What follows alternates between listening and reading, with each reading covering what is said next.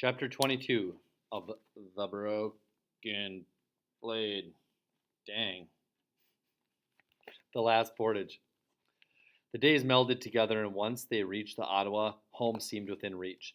Though Lachine was still 300 miles distant, Pierre was confident their trip would be over soon.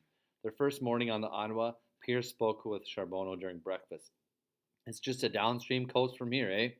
"Well," Charbonneau said, glancing at the sluggish river, "that depends." "On what?" "Shouldn't we go twice as fast downstream?" "We should, but the current may be weaker than you remember." True to Charbonneau's word, the country got progressively drier. The river was a mere trickle in places, and their progress was as slow as their upstream travel had been in the spring. Many of the rapids were unsafe to run, and short stretches they tracked or paddled demi-charge in May were now portages. Pierre suddenly felt as if he'd never get home. The miles seemed like years. Images of Lachine grew hazy, and the harder he tried to fix the pictures in his mind, the faster they slipped away. Sometimes, in the middle of a paddle stroke, a face would flash before him. With the suddenness of a scarf pulled from a magician's sleeve, his mother or father or Celeste would appear, yet as quickly as the shapes became whole, they faded. The vanishing scarred Pierre. There was no calling to the faces back once they were gone. It reminded him too much of the way he felt about Lalonde.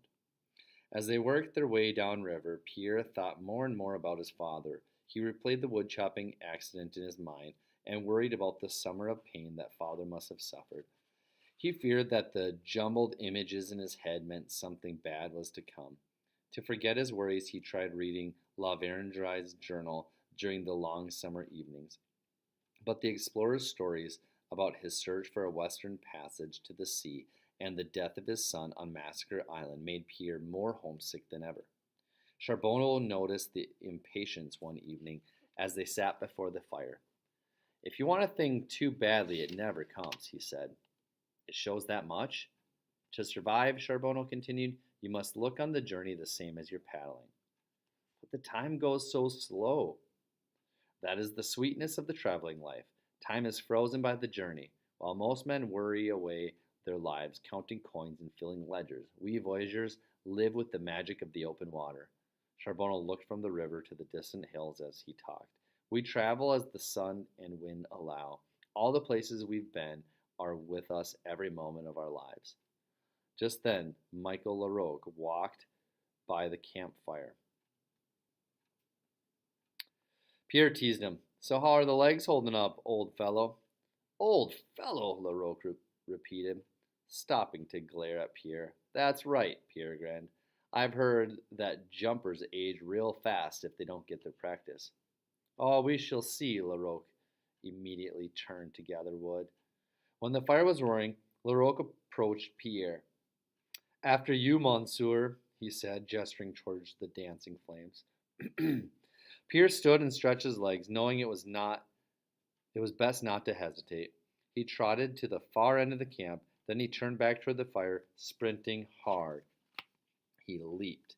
Fearing for a moment that he jumped too soon, Pierre wheeled his arms and extended his feet straight out. The flames singed his calves, but he landed clear of the embers and rolled immediately back to his feet.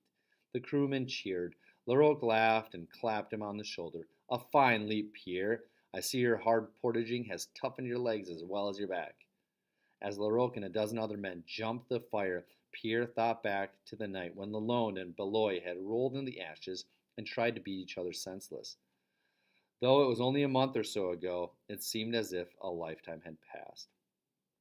Time reeled backward as the brigade shot the turbulent Roche Capitan and made the long carries at Des Joachim's and the Grand Cumlé. But it did little to quiet Pierre's mind. They drew ever closer to home, leaving Chats Falls, Deschines, and Clodières behind.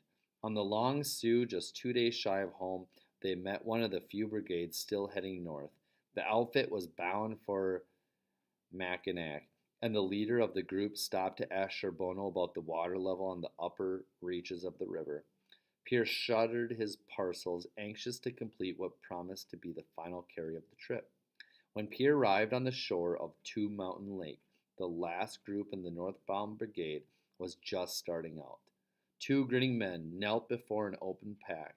One fellow said, "This should fix young Nolan," while the second man stuffed something into the blankets at the top of the pack.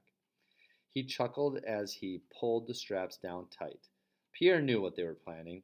He tossed down his parcels and hurried back up the trail. He would find the boy and warn him about the trick. When Pierre finally met a timid young voyager, he asked, "Are you Nolan?" The boy, startled that a stranger would know his name, and nodded. Pierre was about to say, "It might be wise to check your next pack," but he stopped. As he studied the determination in the boy's eyes, Pierre suddenly saw himself on his own first portage. In that instant, he realized it would be wrong to take the thing from this boy that was his right to earn. So instead of warning him, Pierre nodded curtly, just as he knew the old timers would, and said, "Have a good journey." Then Pierre was off to complete his final carry. That's the end of chapter 22. One more chapter left.